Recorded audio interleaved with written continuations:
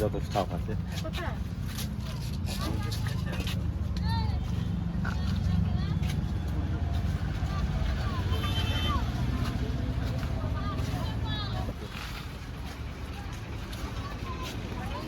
আমি মিতা সিং বলছি। আমরা এখানে অনেক বছর ধরেই রয়েছি, কিন্তু আমাদের কোনো পায়খানার ব্যবস্থা নেই। আমরা মেয়ে ছেলেরা হয়ে লাইনে যাই, লাইনে আমাদের খুব সমস্যায় পড়তে হয়। লাইনে মানে রেল লাইনের উপরে।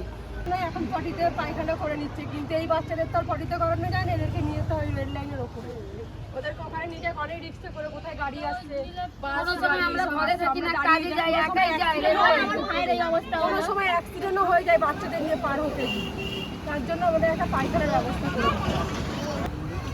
জলটা আমাদের অনেক দূর থেকে আনতে হয়, খাবার জলের ব্যবস্থা নেই। পৌরসভা থেকে একটা ট্যাঙ্কি দেয়, সেই জল খাওয়াও যায় না, রান্না করাও যায় না।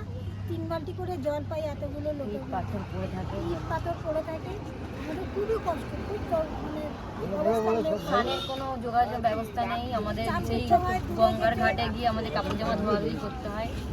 সব প্রবলেম আমার ভাই পায়খানা যে লাইনের উপরে হাত খেয়েছে, তারপর আমার মেয়েও পার হতে যে লাইনে বাইকে ধাক্কা খেয়েছে।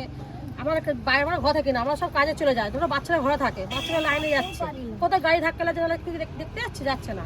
এই পেছনে রেল কলোনির কোয়ার্টারগুলো রয়েছে, ওখানে তো সব গভর্নমেন্টের সব অফিসাররা থাকে বলে ওদের ওখানে আমাদের কোনো সুযোগ সুবিধা দেয় না, ওখানে আমাদের কোনো ইউজও করতে দেয় না। ওদের ওখানে সব কিছু সুযোগ সুবিধা আছে, কিন্তু আমাদের এখানে কিছুই নেই। গভর্নমেন্ট থেকে কোনো কিছু করে না।